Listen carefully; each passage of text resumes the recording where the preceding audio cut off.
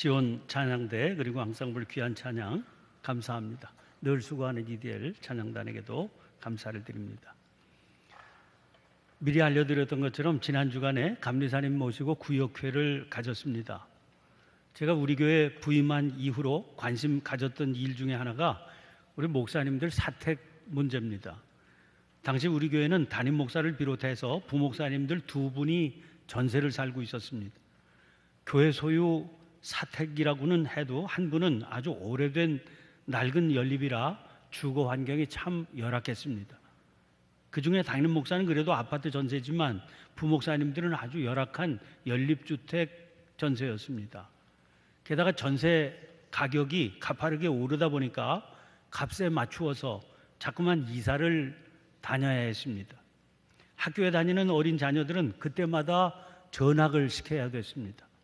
고충이 이루 말할 수 없었습니다. 안타까운 마음으로 이 일을 위해서 기도하며 지혜를 모았습니다. 2년 전에 담임 목사 사택 마련하는 일이 시작이었습니다. 이렇게 저렇게 하나님께서 기회를 또 주셔서 아파트를 한 채 마련해 놓았는데 박선임 목사님 부임하면서 그리로 입주했습니다. 또 이번에 교회가 소유하고 있었던 오래된 연립주택을 처분하게 되어서 다시 아파트를 한 채 더 장만했습니다. 네 분 부목사님 가운데 두 분은 교회 안에 마련된 사택에, 그리고 다른 두 분은 교회 소유 아파트에 사실 수 있게 됐습니다.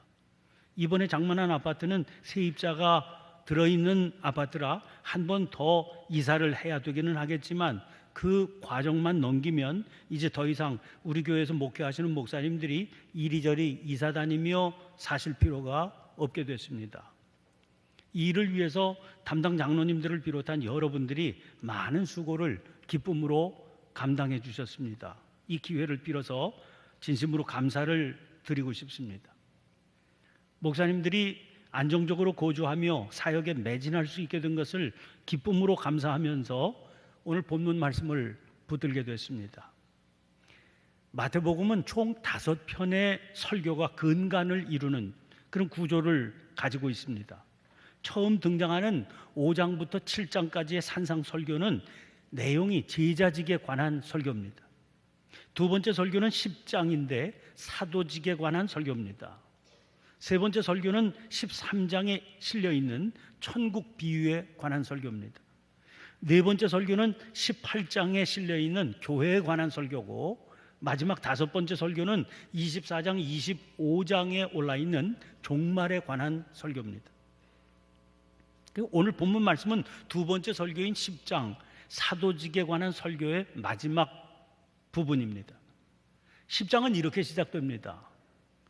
10장 1절입니다. 예수께서 그의 12제자를 부르사 더러운 귀신을 쫓아내며 모든 병과 모든 약한 것을 고치는 권능을 주시니라.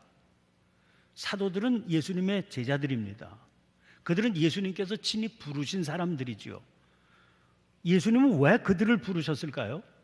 제일 처음 부르신 제자가 갈릴리 해변에서 만났던 어부 형제 베드로와 안드레입니다.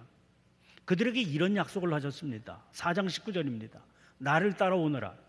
내가 너희를 사람을 낚는 어부가 되게 하리라.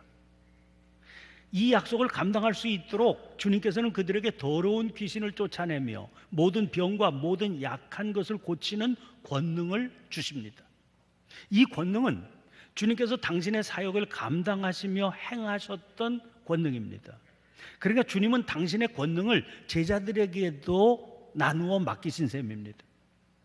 이어서 2절부터 4절까지 12사도들의 명단이 소개된 이후에 제자들에게 주시는 전통적인 명령이 15절까지 소개되고 있습니다. 그리고 그 뒤를 이어서 사도들이 당하게 될 고난에 대한 말씀을 주십니다.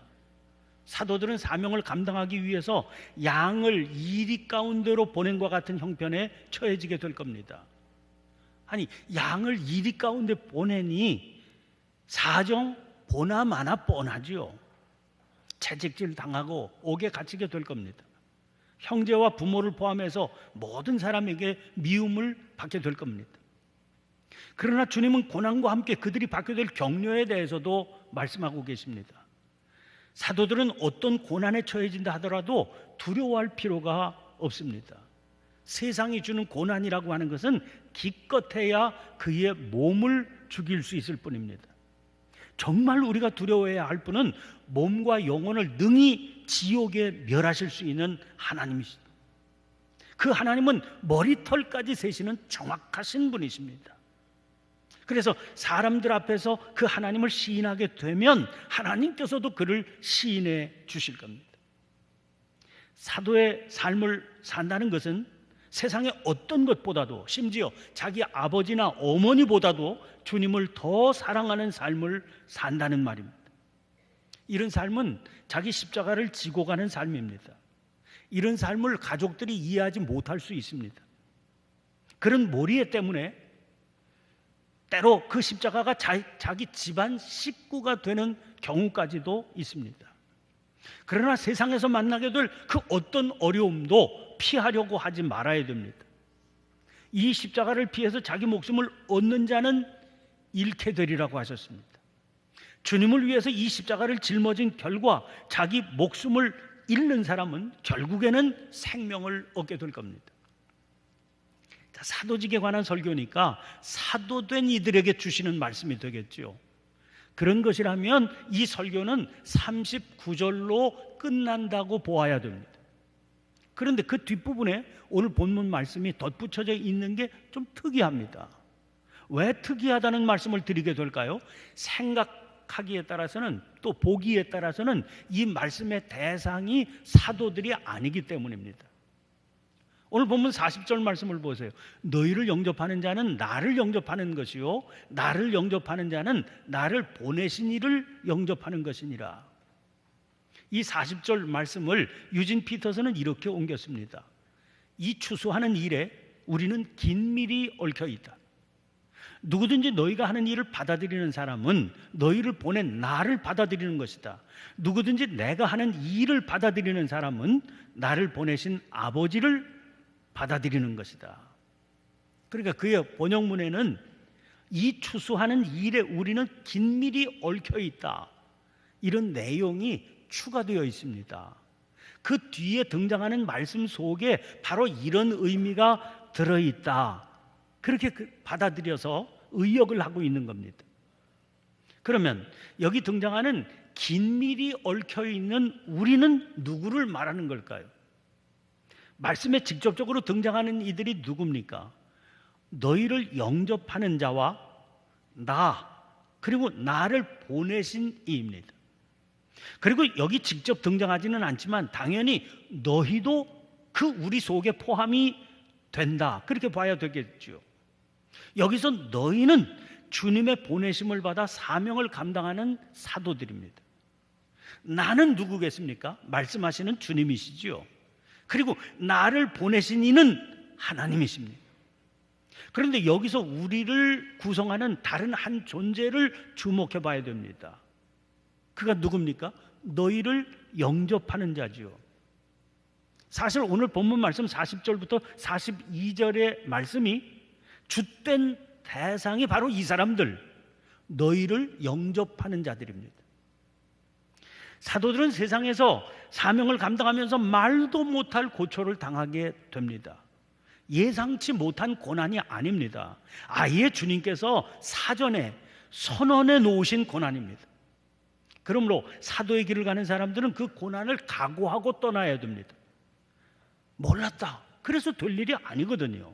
혹은 알기는 알았지만 이 정도일 줄은 몰랐다, 그런 말도 성립이 안 됩니다. 아니, 오죽하면 양을 이리 가운데 보낸 것 같다 그러셨겠습니까? 말 그대로라면 그 고난의 수준이 어떤 정도인 줄은 알만하지 않습니까? 그래서 그는 화평을 기대할 수 없습니다. 화평이 아니라 검을 주려고 왔다고 하셨거든요. 심지어 가장 가까운 혈육으로부터의 위로조차 기대할 수가 없는 길입니다. 35절 36절 말씀 보세요. 내가 온 것은 사람이 그 아버지와 딸이 어머니와 며느리가 시어머니와 불화하게 하려 함이니 사람의 원수가 자기 집안 식구리라. 이런 형편이니까 그가 어디에서 위로를 기대할 수나 있겠습니까? 이게 바로 사명자의 길이라는 겁니다. 그런 형편이기 때문에 주님 보시기에 너희를 영접하는 자는 참 귀한 겁니다. 그는 단순히 눈에 보이는 사명자, 사도를 영접한 게 아니고 그를 보낸 자를 영접하는 거다 말씀하십니다. 옛날 시대를 배경으로 써있는 소설을 읽다가 보면 국가 간에 사신을 보내는 장면이 나오곤 합니다. 그 사신은 그를 보낸 임금을 대신하는 존재입니다. 그러므로 자기 나라를 찾아온 사신을 존귀히 영접하면 그를 보낸 상대 국가 그리고 그 국가의 왕을 존귀하게 영접하는 일이 됩니다. 거꾸로 그 사신을 모욕하면 어떻게 됩니까? 상대 국가가 그 국가의 왕을 모욕하는 일이 되는 겁니다. 마찬가지입니다. 왜 사도들이 세상에서 고난을 당하게 됩니까? 그들이 증거하는 주님을 세상이 인정하지 않기 때문이지요. 그것은 또 하나님께서 주님을 보내셨다고 하는 사실을 받아들이지 않겠다 하는 강한 의사 표현이기도 한 겁니다. 주님은 그런 일들이 세상에서 비일비재하게 벌어지리라 그렇게 말씀하십니다. 도처에서 그런 상황이 벌어지고 있는 판입니다. 그런데 그런 상황 속에 너희를 영접하는 자가 있습니다. 그들이 사도들을 영접한다고 하는 것은 결국 주님을 영접한다는 말과 다르지 않지요. 그리고 그것은 주님을 하나님께서 보내셨다고 고백하고 있는 것과도 다르지 않은 겁니다. 그들은 자기들이 그들을 영접하는 그 일 자체로 세상 사람 다 아니라고 그래도 나는 이 믿음을 붙들고 살겠다, 그렇게 온 세상을 향해서 선포하고 있는 겁니다. 그건 참 귀한 일 아닙니까? 유진 피터스는 40절 말씀의 서두에 이 추수하는 일에 우리는 긴밀히 얽혀 있다, 이런 표현을 첨가했습니다. 그 긴밀히 얽혀 있다, 이게 무슨 말인지를 설명해 주는 게 41절입니다. 선지자의 이름으로 선지자를 영접하는 자는 선지자의 상을 받을 것이요, 의인의 이름으로 의인을 영접하는 자는 의인의 상을 받을 것이요. 새 번역은 이 구절을 이렇게 옮겼습니다. 예언자를 예언자로 맞아들이는 사람은 예언자가 받을 상을 받을 것이요, 의인을 의인이라고 해서 맞아들이는 사람은 의인이 받을 상을 받을 것이다. 예언자가 받을 상을 받는다 하는 것은 그를 예언자와 같이 여기시리라, 그런 말씀이 됩니다. 의인이 받을 상을 받는다는 것도 마찬가지로 그를 의인과 동등하게 여기시겠다, 그런 말씀이 됩니다. 자, 다시 10장 1절 말씀 보세요. 예수께서 그의 12제자를 부르사 더러운 귀신을 쫓아내며 모든 병과 모든 약한 것을 고치는 권능을 주시니라. 여기 예수께서 그의 12제자를 부르셨다고 그랬습니다. 12제자를 택하여 세우신 것은 예수님이세요. 요한복음 15장 16절에 너희가 나를 택한 것이 아니요 내가 너희를 택하여 세웠다고 그러셨습니다. 왜 그 사람을 사도로 세우셨는지 우리는 알 수가 없습니다. 우리들만 모르는 게 아닙니다. 사도들 스스로도 모릅니다. 왜 주님께서 나를 택하셨나? 모르지요. 오직 부르신 주님만 아십니다. 그러나 주님은 결코 사람을 불공평하게 대우하는 분은 아닙니다. 사도로 택해서 그 길 걷게 하신 것은 주님의 일방적인 결정이지요. 그러나 주님은 누구에게든지 사도와 같은 존재가 될 수 있는 그런 길을 열어놓으셨습니다. 예언자를 예언자로 맞아들이는 사람은 예언자가 받을 상을 받을 것이요, 의인을 의인이라고 해서 맞아들이는 사람은 의인이 받을 상을 받을 것이다. 이거 무슨 말씀입니까? 사도를 사도로 받아들이기만 하면 우리는 누구나 사도들이 받아서 누리게 될 상을 받게 됩니다. 누구나. 즉 누구나 사도로 택함을 받는 것은 아니지만 그러나 누구나 사도가 받을 상을 받을 수는 있다는 겁니다. 즉 사도와 같이 역임을 받을 수 있다 하는 말씀이죠. 공평합니다. 그러면 41절의 이 말씀, 선지자의 이름으로 선지자를 영접한다는 것, 또 의인의 이름으로 의인을 영접한다는 것은 구체적으로 어떻게 한다는 걸까요? 그 말씀에 대한 설명이 마지막 42절입니다. 또 누구든지 제자의 이름으로 이 작은 자 중 하나에게 냉수 한 그릇이라도 주는 자는 내가 진실로 너희에게 이르노니 그 사람이 결단코 상을 잃지 아니하리라 하시니라. 이 구절을 세번역 성경은 이렇게 옮기고 있습니다. 내가 진정으로 너희에게 말한다. 이 작은 사람 가운데 하나에게 내 제자라고 해서 냉수 한 그릇이라도 주는 사람은 절대로 자기가 받을 상을 잃지 않을 것이다. 공동번역은 이 구절을 이렇게 옮겼습니다. 나는 분명히 말한다. 이 보잘것없는 사람 중 하나에게 그가 내 제자라고 하여 냉수 한 그릇이라도 주는 사람은 반드시 그 상을 받을 것이다. 선지자의 이름으로 선지자를 영접한다. 이게 뭡니까? 또 의인의 이름으로 의인을 영접한다. 이게 뭡니까? 주님께서 말씀하고 계시잖아요. 주님의 제자라는 이유만으로 이 작은 사람들 가운데 하나에게 냉수 한 그릇이라도 주는 게 그거다 하시는 거예요. 여기 등장하는 선지자란 순회 전도자들을 의미할 겁니다. 요즘과 달라서 초대교회 시절에는 아직 한 곳에 머물러서 목회하는 이들이 별로 없었습니다. 대부분의 사역자들은 여기저기 떠돌면서 사역을 감당했습니다. 사도 바울 같은 유형의 사역자들이지요.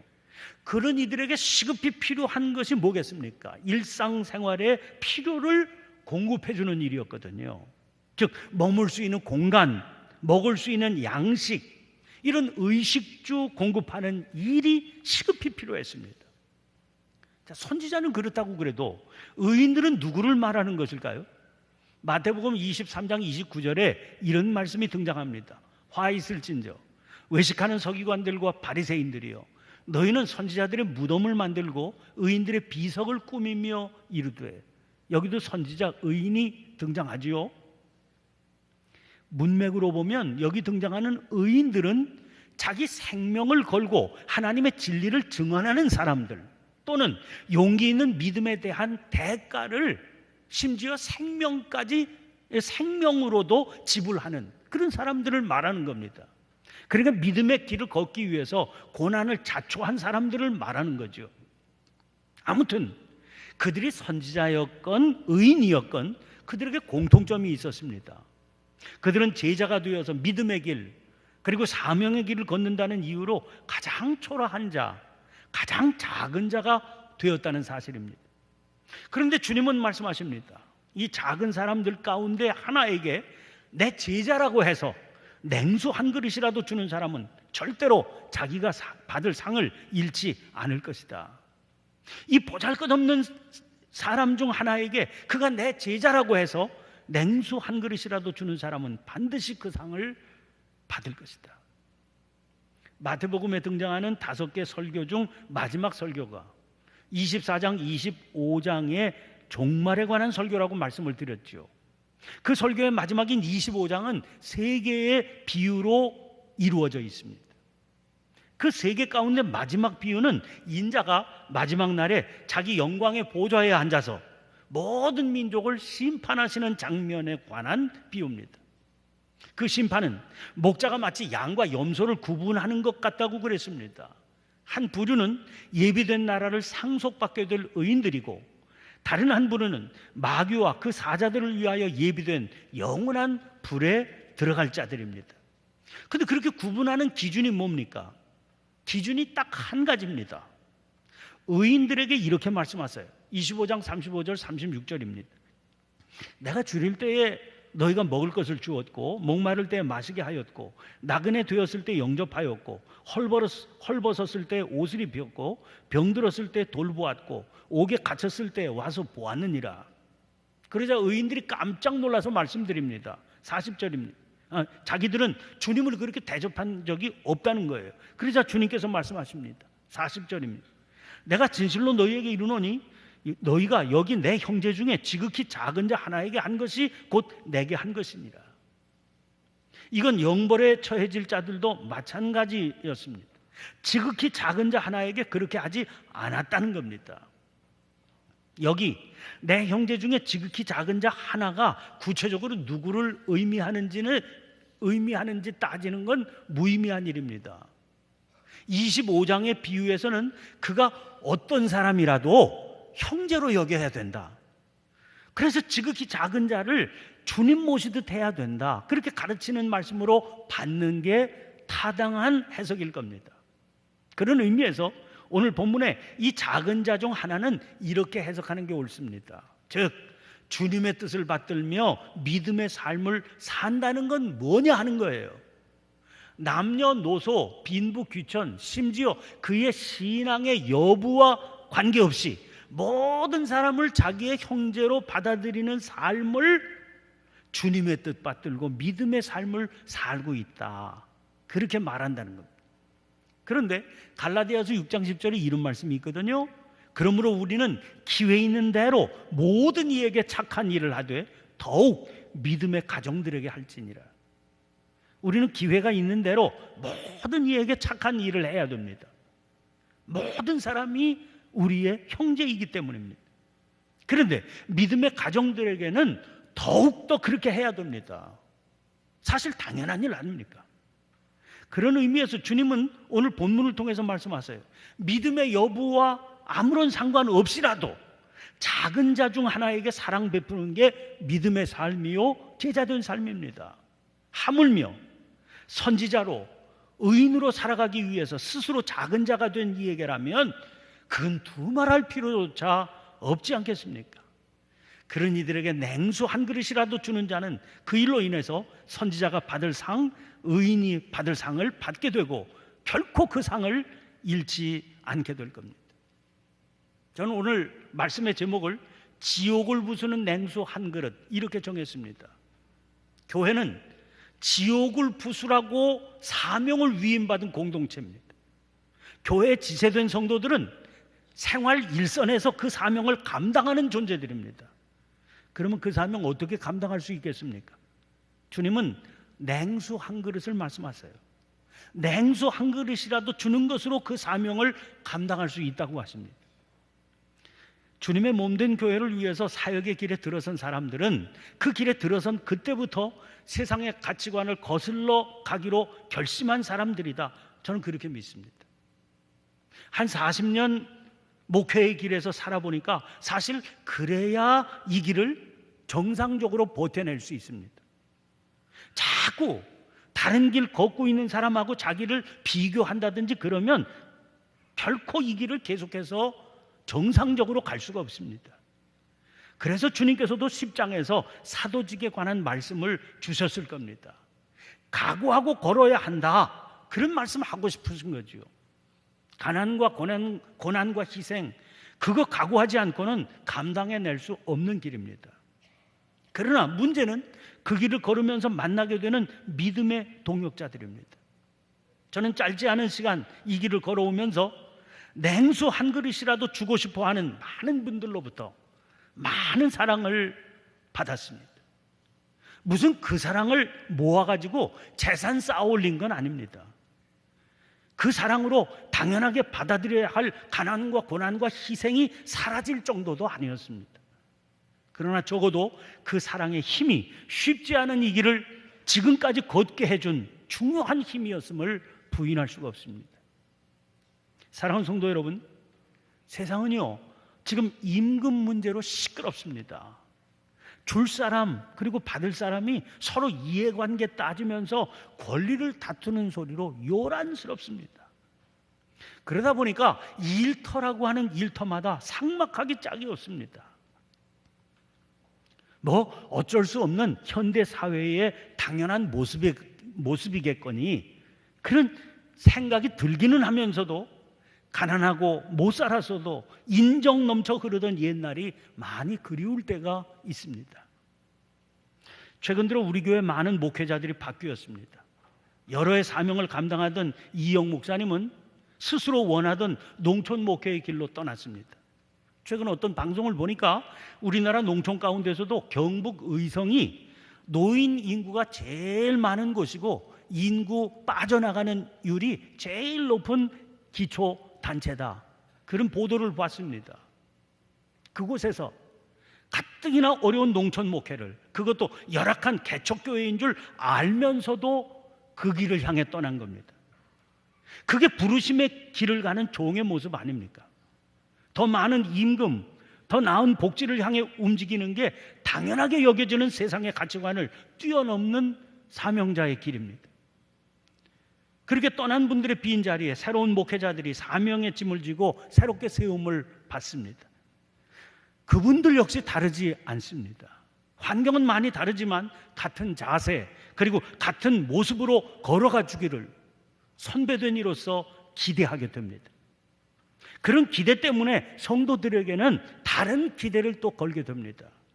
함께 이 길을 걷는 마음으로 제자의 이름으로 이 작은 자 중 하나에게 냉수 한 그릇이라도 주는 자로 살아가시기를 바랍니다.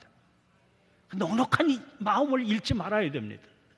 그래서 삶의 정황은 다르더라도 우리 모두가 선지자가 받을 상, 의인이 받을 상을 결단코 잃지 않는 주님의 자녀로 살아가게 되시기를 주님의 이름으로 간절히 축원합니다. 기도하겠습니다. 존귀하신 하나님, 세상은 갈수록 땅에 있는 지체의 역사가 판을 치는 자리로 바뀌어 가고 있습니다. 양보와 사랑과 희생은 찾아보기 어렵게 되고 음란과 부정과 사욕과 악한 정욕과 탐심으로 어지러워 가고 있습니다. 이런 세상의 바람에 휩쓸리지 않도록 저희를 붙들어 주시옵소서. 아무리 강한 바람 앞에서도 믿음으로 담대하여 맞설 수 있는 저희가 되게 해 주시옵소서. 주님과 주님의 몸된 교회를 위하여 가난과 고난과 희생을 오히려 기뻐하는 삶의 향기가 왕성케 되는 은혜를 허락해 주시옵소서. 서로의 길을 존중하며 사랑으로 격려하는 은혜도 충만케 해 주시옵소서. 제자의 이름으로 작은 자 중 하나에게 냉수 한 그릇이라도 나눌 수 있는 사랑의 역사로 가득한 공동체가 되게 해 주시옵소서. 오늘도 저희로 하여금 세상 등지고 십자가의 길을 걷게 하시는 예수님 이름으로 기도하옵나이다. 아멘. 아멘. 다 함께